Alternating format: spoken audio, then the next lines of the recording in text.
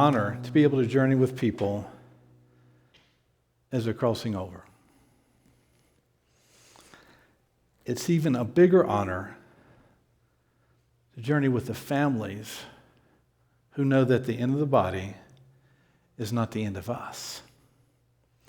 And working in hospice, we see the range of how each individual who's crossing over reacts and how they navigate that process and how the family does. And every time I see an individual and their family who dies well, and I don't mean the person, I mean the body, it's an amazing adventure to be a part of. And Kevin and Claire, his sister and the broader family, and his mother, they navigated and they journeyed and are still journeying very well. And I believe a lot of that comes from what happens here.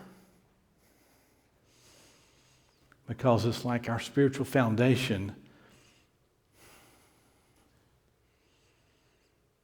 affects our perspective on everything we encounter.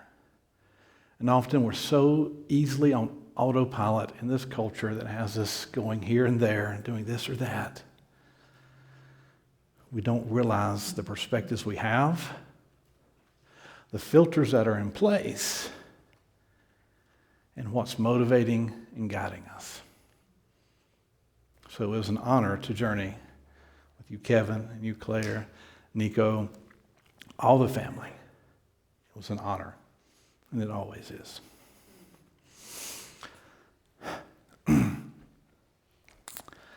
Last week, if you were here,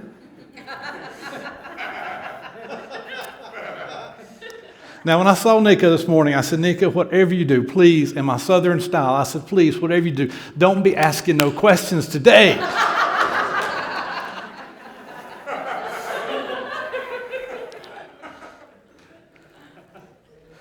I can already see this is going to be a problem.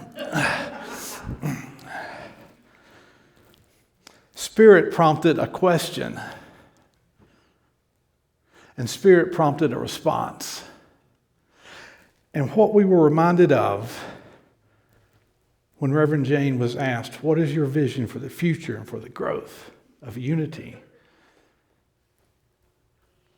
And what we were not quite ready to share yet is that Spirit's timing and our timing isn't always the same.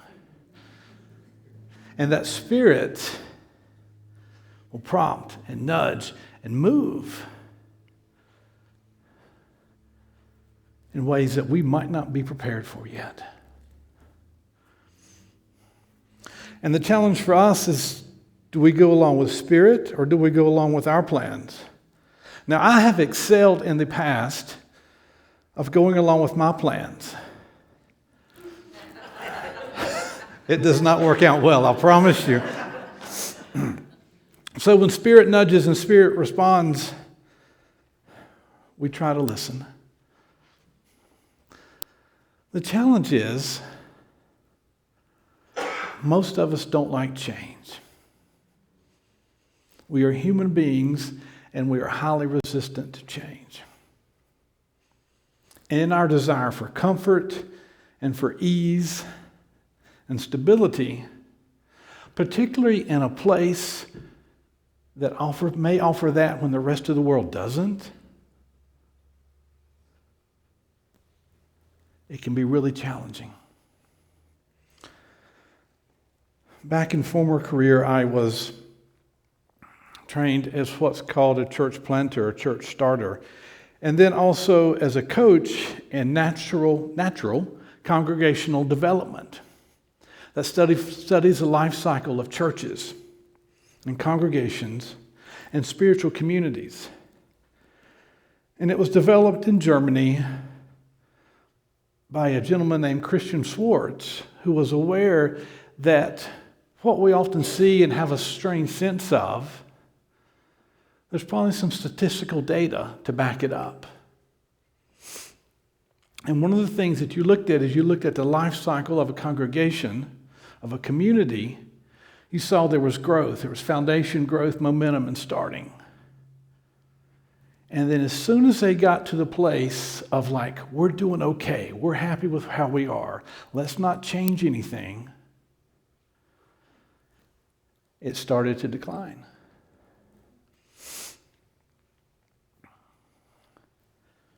Here's why I think that happens. I think Spirit gives us something. It gives us a vision. It gives us a plan. It has momentum. We're growing. We're changing. We're doing. Because Spirit knows that what we have here at Unity and other places is needed. And then when we don't nurture and develop and keep growing that, we lose that connection with Spirit. And things start to die off. It may have even happened to you in your personal life. Maybe you've had an idea for a song or a project or a business or something, and suddenly somebody else comes up with it. You've had it, you've been holding it, you've been nurturing it, and you're like, what are they doing? That's my idea.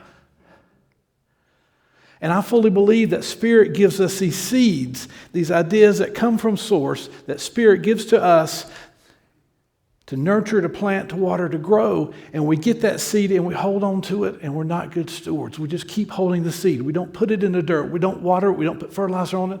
We don't grow it.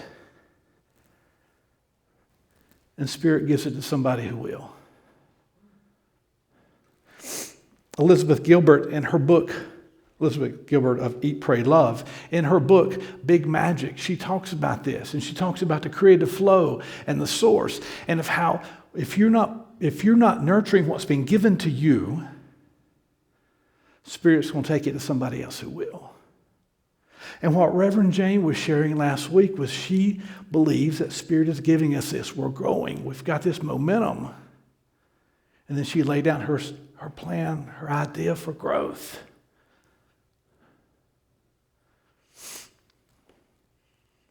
But we as humans, we don't like change. And one of the reasons we don't like change is because it can be scary. We think it can be fearful.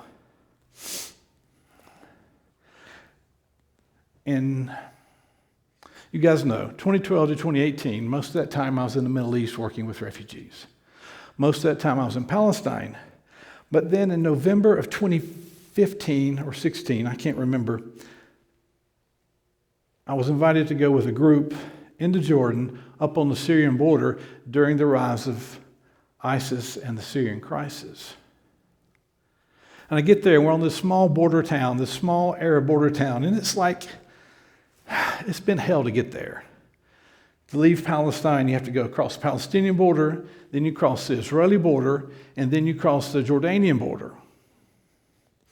You're going about 3 miles and all that, and it takes about 6 hours. It had gone, and if you can imagine, whatever the height you might vision of Arab chaos, whatever you think that might be, this is it on steroids. I've done it a couple times, always going that same direction, going east, and I would never, ever do it without a native Arab-speaking person to guide me and direct me and to be there and to say, here's what you need to do now. And I was with a group of people. We were going through, and I had a group, but then because I held a different passport, I had to go in this other corridor of bars and gates and channels. Once we got into the Jordanian border, the first 2 borders were easy. We got to the Jordanian border. And then I'm detained for quite a while.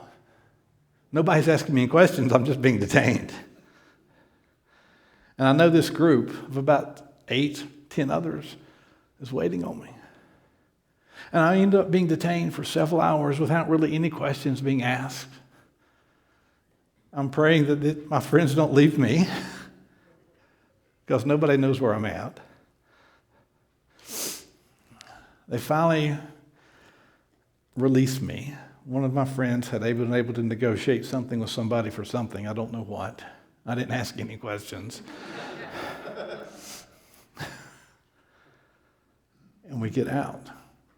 So we arrive late at night on this border town, and we get there, And we're going into like this sort of compound that's part of the church. And there's a really big refugee camp there. It's called the Zatari Camp. It has about 100,000 residents, or it did when we were there. I don't know what it has now.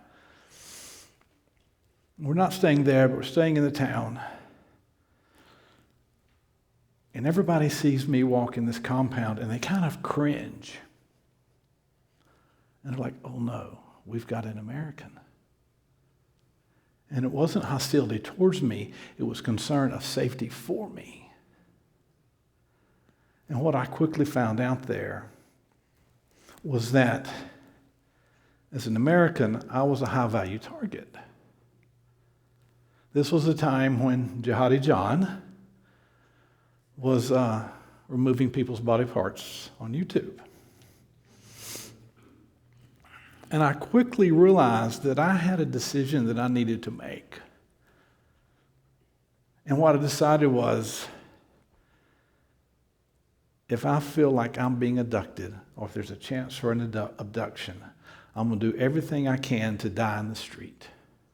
Because I don't want to be a bargaining chip, and I don't want to see my family beheaded on YouTube. What I quickly learned there, and this is what you kind of navigate when you're in a high crisis area, is you start to learn what's the difference between fear and threat. And we often really confuse the two, because fear usually starts as something in our mind, we feel it in our gut, and then we respond. Now, I am scared to death of snakes. I'm from down south. Every snake there is will kill you. You're taught that from like age 6 months on. I'm still scared of them. But they're really not a threat up here. And what I had to learn in the various places I've been was distinguish between fear and threat.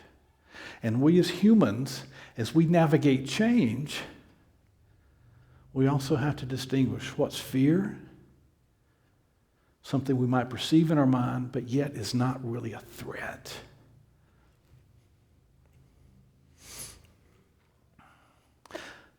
The thing about growth is that for most of us,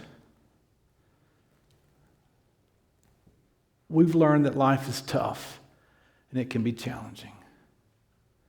And there are times and periods in our lives where we've had to be in survival mode. And whether it's in danger of physical threat, whether it's emotional survival, or merely just maintaining ourselves and who we are, we often find ourselves in survival mode. For a lot of us, we went through COVID and came out in survival mode. You know, we didn't know what was happening. We were scared to death. We stocked up on food. And I don't know if you're like me, I ate all my snacks like in the first 2 weeks. All my chocolate was gone. I'm like, I don't care if I get COVID or not. Not to diminish those who did, but you guys get my point. We've come out of that. And many of us, individuals and organizations, are still in survival mode. Yet I think in spiritual communities like this, there's been one of the things we learned that during the COVID lockdown was how badly we need community, how badly we need safe space, how badly we need to be able to thrive and grow with each other. But sometimes we're so stuck in survival mode, we can't get into thriving. And the challenge is the tools that we have for surviving often prevent us from thriving. When we're in survival mode, we're usually braced. We're kind of tense. Our awareness is up. You know, when I was in the Middle East, if I was walking down the street and somebody was following me for too long, or what I perceived was too long, I'd pull over to a storefront and I'd pull out my phone and act like I was answering it so I could turn around and look and see what was behind me. Or sometimes pull up the camera. We get stuck in this mode of being on heightened security and situational awareness. But when we're thinking everybody's out to get us, We close down our hearts. We insulate ourselves really, really well. Keep everybody at arm's distance. And look at everybody with a sense of suspicion. And the problem with that is that is not who we came to be, and that is not who Source enables and empowers us to be. But sometimes it becomes so familiar, it's such a pattern, we don't remember any different. Bill Plotkin, who does a lot on outdoor work and spiritual work in nature, he writes about World War II, post-World War II, when Japanese soldiers were returning to their towns and their communities. They had a ceremony where they not only thanked their soldier, now I get it, they were on the other side from us, I get that, where they not only thanked their soldiers, they basically recommissioned them into civilian tasks and duties and responsibilities. And the service was called Discharging Their Loyal Soldier. We honor you. We thank you for what you've done. We no longer need you to be a soldier. We need you to now be a proactive member of the community that's a gardener or a farmer or a machinist or a musician or a poet or a teacher or a business founder. That's what we need now.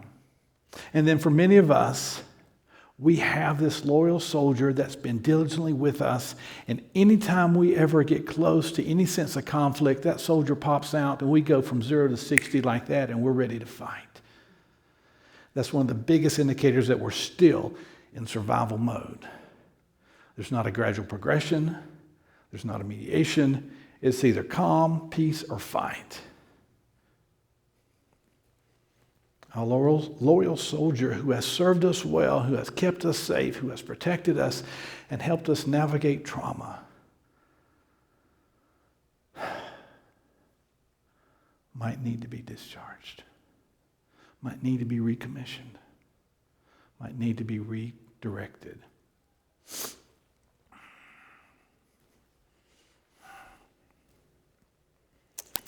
There's a piece, a poem by Brianna Wiest.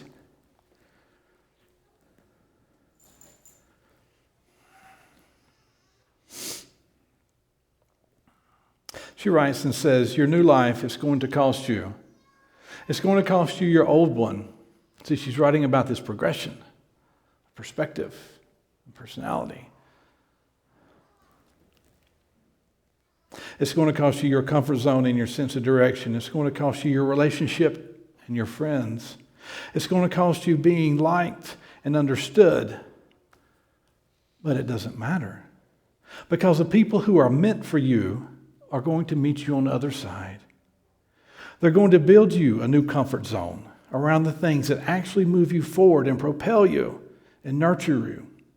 And instead of being liked, you're going to be loved.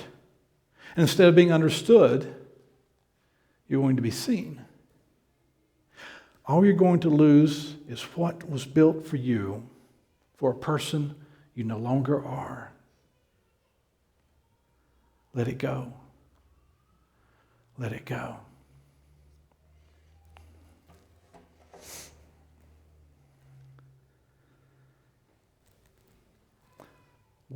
We came to this planet to learn, to grow, to raise our consciousness and awareness individually and then globally. A raising of human consciousness.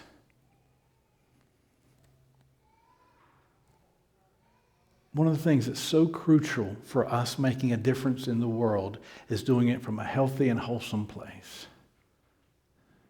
We've all met individuals who have been aligned and passionate about the same causes we are, but are coming from a wounded and unhealthy place. There's still anger, there's still aggression, there's still woundedness. And what we need are people who are healthy and whole and are healing and are moving through this process to be part of the causes and the changes. And if we don't like what's going on in the world, it's really our responsibility to change it. And the responsibility really starts with us individually. Are we nurturing and working on ourselves? Are we continually, and I don't like that word, but that's just the way it is, moving to a place of wholeness and health? Because every time I think I'm at a plateau that's really, really good, and I have dealt with all my stuff, something will come and remind me that I haven't. And I think that's probably true for most of us.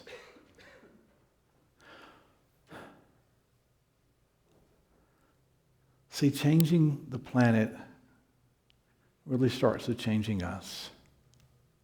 As Gandhi said, be the change you want to be.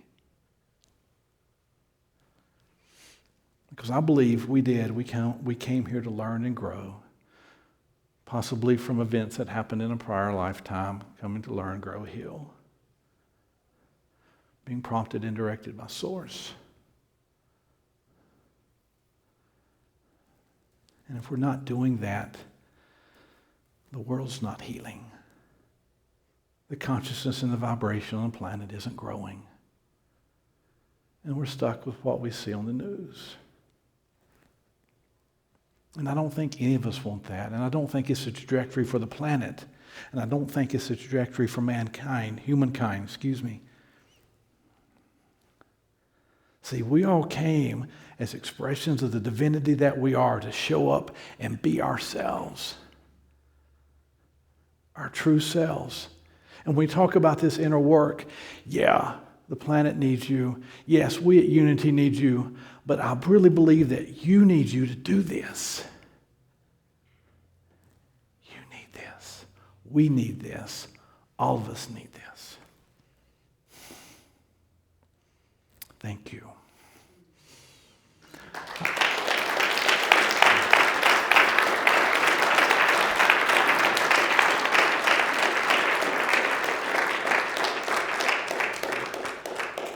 I've asked Donna to come up, and as she plays,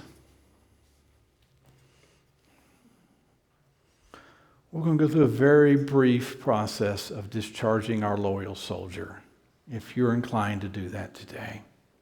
Now, you might need more help than that, because my sense is for most of us, and especially me, what we're going to do here in the next 2 or 3 minutes ain't going to do it.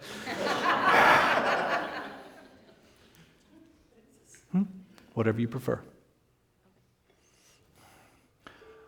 But what I do know is the healers group that was here yesterday has wonderful clinicians and practitioners. If you're interested in greater healing, there's Matthew. Reverend Jane does hypnotherapy. It looks at stuff in our life that we might have missed or even stuff in past lives. But what I want to share with you is resources that are available for you, and you're not journeying in this alone because we're all in this together. So if you're inclined and you like, I'm going to ask Donna to start playing. And we're just going to drop in and maybe close our eyes if you like.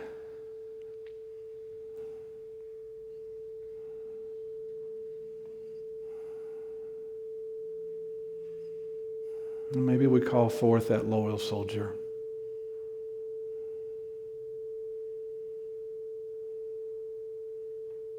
And we acknowledge and thank her or him for all that's been done to protect us,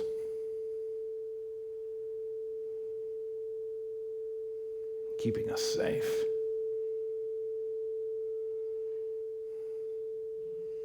Knowing it was needed for a time.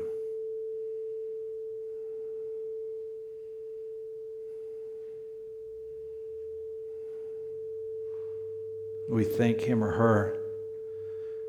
We honor them. But now, we need you to do and be something different. That warrior mode can still be there if needed. But now we need to thrive and grow. We need a gardener. We need a cultivator.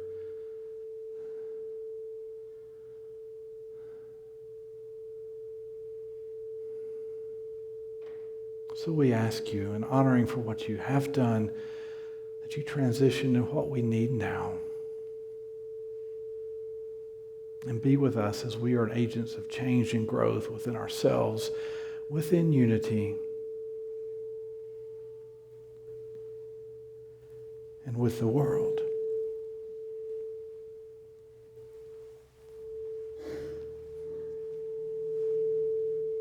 Let the vibration bring this message home. Send the vibration to all your fears, doubts, and concerns. Let it go.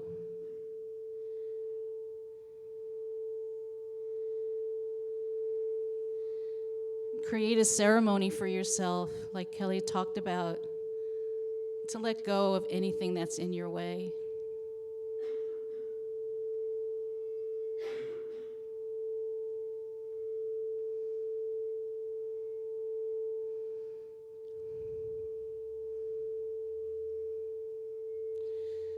We let go and let God.